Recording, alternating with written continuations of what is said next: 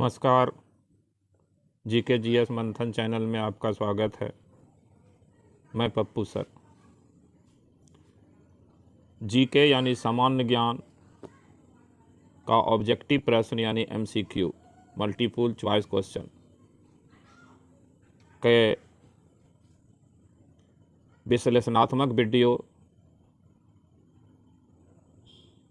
जो आज के समय में प्रतियोगिता परीक्षा में अति उपयोगी है और वैसे महत्वपूर्ण जीके के प्रश्न जो पिछले कई परीक्षाओं में आ चुके हैं उनका संकलित रूप में वीडियो प्रस्तुत किया जा रहा है। प्रश्न संख्या 1 है, भारतीय संविधान के किस अनुच्छेद में निर्वाचन आयोग के लिए प्रावधान है? ए अनुच्छेद 324, बी अनुच्छेद 320, सी अनुच्छेद 315, डी अनुच्छेद 295। इसका सही उत्तर है ए अनुच्छेद 324। संविधान के अनुच्छेद 324 में निर्वाचन आयोग के गठन का प्रावधान किया गया। 26 जनवरी 1950 को जब भारत का संविधान लागू हुआ यानी मूल संविधान में भारत का निर्वाचन आयोग 1 सदस्यीय था और जिसमें सिर्फ मुख्य निर्वाचन आयुक्त थे। लेकिन 1989 ईस्वी में भारत सरकार के एक प्रस्ताव के द्वारा निर्वाचन आयोग को 3 सदस्यीय बना दिया गया, जिसमें एक मुख्य निर्वाचन आयुक्त और 2 अन्य निर्वाचन आयुक्त होते। पुनः 1990 ईस्वी में सरकार के एक प्रस्ताव के द्वारा निर्वाचन आयोग को 1 सदस्यीय बना दिया गया और फिर निर्वाचन आयोग को 94 ईस्वी में 3 सदस्यीय बना दिया गया। जो 3 सदस्यीय निर्वाचन आयोग है उसमें एक मुख्य निर्वाचन आयुक्त और 2 अन्य निर्वाचन आयुक्त हैं।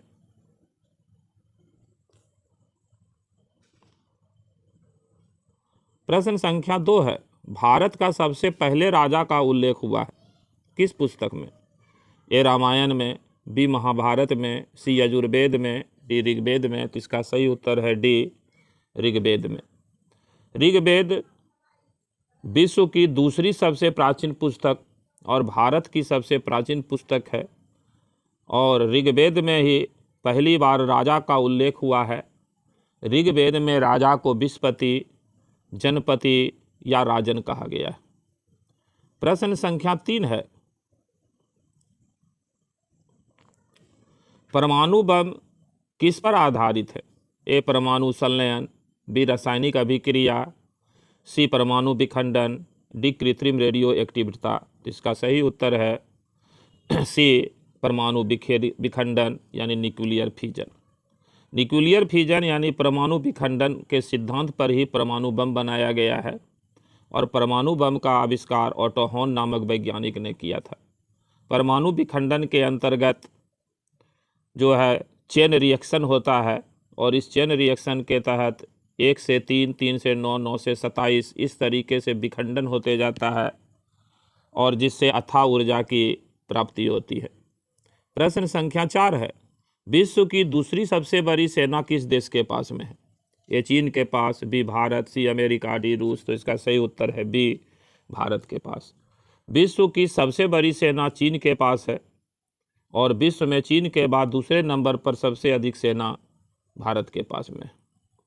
प्रश्न संख्या 5 है, वर्तमान समय में 2022 तक भारत के पास कितनी पनडुब्बियां हैं? ए 10 पनडुब्बी, बी 12 पनडुब्बी, सी 16 पनडुब्बी, डी 22 पनडुब्बी।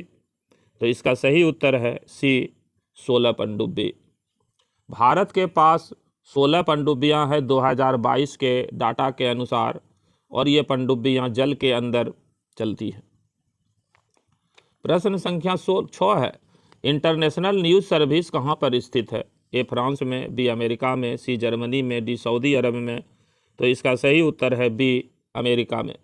अमेरिका की न्यूज़ सर्विस एजेंसी को इंटरनेशनल न्यूज़ सर्विस एजेंसी कहा जाता है। प्रश्न संख्या 7 है, आकाशवाणी और दूरदर्शन के दैनिक कार्यक्रम की शुरुआत किस गीत से होती है? ए राष्ट्रगान से, बी राष्ट्रगीत से, सी संतूर वादन से, डी फिल्मी धुन से। तो इसका सही उत्तर है बी राष्ट्रगीत से। राष्ट्रगीत वंदे मातरम है, जिसकी रचना जो है बंकिम चंद्र चटर्जी ने किया है, और ये राष्ट्रगीत बंकिम चंद्र चटर्जी की पुस्तक आनंद मठ में संकलित है। प्रश्न संख्या 8 है, मुस्लिम लीग ने मुक्ति दिवस कब मनाया था? ए 1939 में, बी 1945 में, सी 1948 में, डी 1952 में। इसका सही उत्तर है ए 1939 ईस्वी में। मुस्लिम लीग 1939 ईस्वी में जब द्वितीय विश्व युद्ध शुरू हुआ और द्वितीय विश्व युद्ध में कांग्रेस ने ब्रिटिश सरकार का सहयोग नहीं करने का निर्णय किया, तो कांग्रेस के पूर्ण बहुमत वाली 6 प्रांतों की सरकार ने इस्तीफा दे दिया था। इसी इस्तीफा के उपलक्ष्य में, खुशी में, मुस्लिम लीग ने 1939 ईस्वी में मुक्ति दिवस मनाया था। प्रश्न संख्या 9 है, राष्ट्रीय गीत वंदे मातरम को पहली बार कब गाया गया था? 1896, बी 1910, सी 1922, डी 1930। इसका सही उत्तर है ए 1896 ईस्वी में। 1896 ईस्वी में कांग्रेस का वार्षिक अधिवेशन कलकत्ता में हुआ था और इसी अधिवेशन में पहली बार वंदे मातरम गीत को गाया गया था। प्रश्न संख्या 10 है, मुंबई, मद्रास और कलकत्ता में उच्च न्यायालयों की स्थापना कब हुई थी? ए 1851, बी 1861, सी 1880, डी 1893। तो इसका विकल्प सूटेबल नहीं है। विकल्प के अनुसार 1861 मार सकते हैं, लेकिन इसका सही उत्तर है 1862 ईस्वी में। 1862 ईस्वी में भारत में 3 उच्च न्यायालय, सबसे पहले कलकत्ता, फिर बम्बई और फिर मद्रास उच्च न्यायालय की स्थापना हुई थी। 1861 ईस्वी के भारत सरकार अधिनियम में ये प्रोविज़न किया गया था कि प्रांतों में उच्च न्यायालय की स्थापना की जाए, लेकिन उच्च न्यायालय की स्थापना 1862 ईस्वी के उच्च न्यायालय अधिनियम के द्वारा की गई। पहली प्रश्न संख्या 11 है, भारत में किसी राज्य विधानसभा के सदस्यों की न्यूनतम संख्या कितनी हो सकती है? ए 50, बी 60, सी 75, डी 90। इसका सही उत्तर है बी 60। संवैधानिक प्रावधान के अनुसार किसी राज्य की विधानसभा में अधिक से अधिक 500 सदस्य और कम से कम यानी न्यूनतम 60 सदस्य हो सकते हैं। अधिकतम 5 सदस्यों का से अधिक का तो कोई अपवाद कोई राज्य नहीं है, लेकिन न्यूनतम 60 सदस्य का अपवाद है। भारत के 4 राज्य गोवा, अरुणाचल प्रदेश, नागालैंड और सिक्किम, इसमें 60 से कम सदस्य, जिनमें सबसे कम सिक्किम विधानसभा में 32 सदस्य। प्रश्न संख्या 12 है, स्वामी विवेकानंद को विवेकानंद की उपाधि किसने दी थी? ए महाराज खेतरी ने, बी महाराजा बड़ौदा ने, सी रामकृष्ण परमहंस ने, डी रविन्द्रनाथ टैगोर ने। इसका सही उत्तर है ए महाराज खेतरी ने। 1893 ईस्वी में 5वां विश्व धर्म संसद का आयोजन अमेरिका के शहर शिकागो में किया गया था। इस विश्व धर्म संसद में भारत की ओर से स्वामी विवेकानंद को आमंत्रित किया गया था और स्वामी विवेकानंद का मूल नाम नरेंद्र नाथ दत्त था। तो नरेंद्र नाथ दत्त को अमेरिका जाने के लिए सारा खर्च खेतरी महाराज ने किया था और खेतरी महाराज ने ही नरेंद्र नाथ दत्त को स्वामी विवेकानंद की उपाधि प्रदान की थी। प्रश्न संख्या 13 है, पहला इलेक्ट्रॉनिक कंप्यूटर किस वर्ष में बना था? ए 1930 में, बी 1945 में, सी 1955 में, डी 1959 में। तो इसका सही उत्तर है बी 1945 ईस्वी में। दुनिया का पहला इलेक्ट्रॉनिक कंप्यूटर 1945 ईस्वी में बन के तैयार हुआ था। प्रश्न संख्या 14 है, निम्नलिखित में से कौन सा एक संविधानेतर संस्था है? ए वित्त आयोग, बी नीति आयोग, सी निर्वाचन आयोग, डी अंतर्राज्यीय परिषद। तो इसका सही उत्तर है बी नीति आयोग। संविधानेतर संस्था का मतलब होता है कि ऐसा संस्था जिसका उल्लेख संविधान में नहीं है। संविधान के किसी भी अनुच्छेद में, किसी भी भाग में जिस संस्था का उल्लेख नहीं होता है, वैसे संस्था को संविधानेतर संस्था कहा जाता है। और नीति आयोग का उल्लेख संविधान में कहीं पर भी नहीं है। नीति आयोग का गठन भारत सरकार के एक प्रस्ताव के द्वारा हुआ है या केंद्रीय कैबिनेट के एक प्रस्ताव के द्वारा हुआ है। बाकी वित्त आयोग का गठन अनुच्छेद 280 में है, निर्वाचन आयोग का गठन 324 अनुच्छेद में है और अंतर्राज्यीय परिषद का गठन अनुच्छेद 263 में है। प्रश्न संख्या 15 है, बुद्ध पूर्णिमा पर्व जापान में कब मनाया जाता है? ए 12 जनवरी को, बी 8 अप्रैल को, सी 7 जुलाई को, डी 15 अगस्त को। तो इसका सही उत्तर है बी 8 अप्रैल को। एशिया महादेश के पूर्व में स्थित देश जापान, जहां बौद्ध धर्म के अनुयायियों की संख्या बहुत अधिक है, वहाँ पर बुद्ध पूर्णिमा 8 अप्रैल को प्रतिवर्ष मनाया जाता है। प्रश्न संख्या 16 है, अमेरिका में फ्री हिंदुस्तान अखबार किसने शुरू किया था? ए रामनाथ पुरी ने, बी जी.डी. कुमार ने, सी लाला हरदयाल ने, डी तारकनाथ दास ने। तो इसका सही उत्तर है डी तारकनाथ दास ने। अमेरिका में फ्री हिंदुस्तान अखबार तारकनाथ दास के द्वारा निकाला गया था।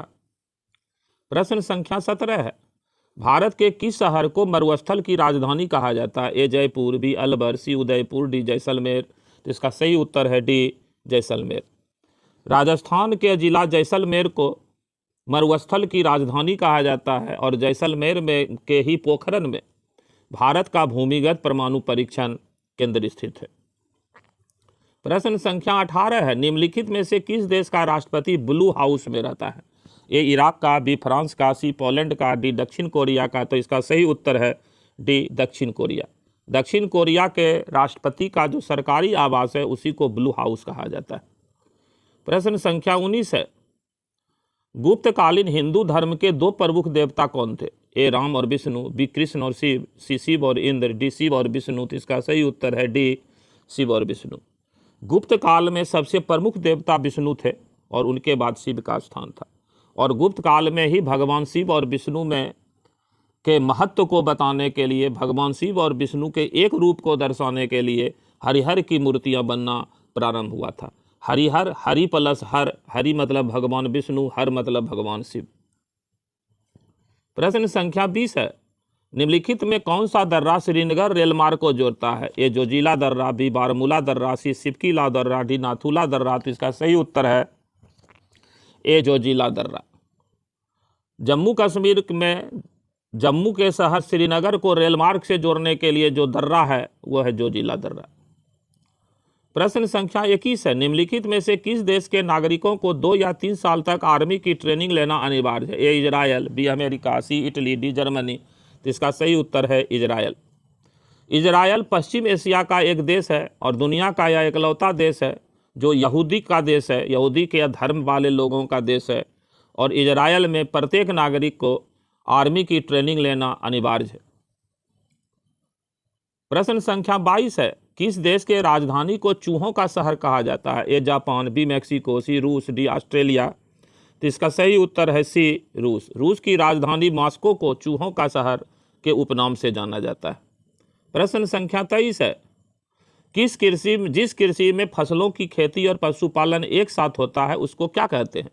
ए सम्मिलित कृषि, बी वाणिज्यिक कृषि, सी गहन कृषि, डी डेयरी कृषि। तो इसका सही उत्तर है ए सम्मिलित कृषि। सम्मिलित कृषि, इसी को मिश्रित कृषि कहा जाता है, और मिश्रित कृषि ऐसे कृषि को कहते हैं जब कृषि के साथ साथ पशुपालन, यानी कृषि और पशुपालन दोनों साथ साथ किया जाता है। प्रश्न संख्या 24 है, किस देश ने 6 दिनों में 6 देशों को हरा दिया था? ए अमेरिका, बी फ्रांस, सी रूस, डी इजराइल। तो इसका सही उत्तर है डी इजराइल। पश्चिम एशिया का देश इजराइल यहूदी का धर्म का देश है, और ये इजराइल जो है काफ़ी प्रोग्रेसिव कंट्री है, और इनका जो फॉरेन पॉलिसी है वो एग्रेसिव है, यानी आक्रामक है।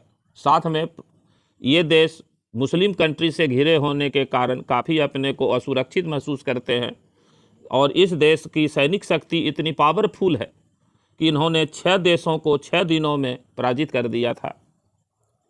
और प्रश्न संख्या 25 है, डॉन किस देश का प्रमुख समाचार पत्र है? ए ताइवान, बी तिब्बत, सी पाकिस्तान, डी सूडान। तो इसका सही उत्तर है सी पाकिस्तान। पाकिस्तान का सबसे प्रसिद्ध अखबार जो है वो डॉन है। जीके के इस वीडियो में आज इतना ही।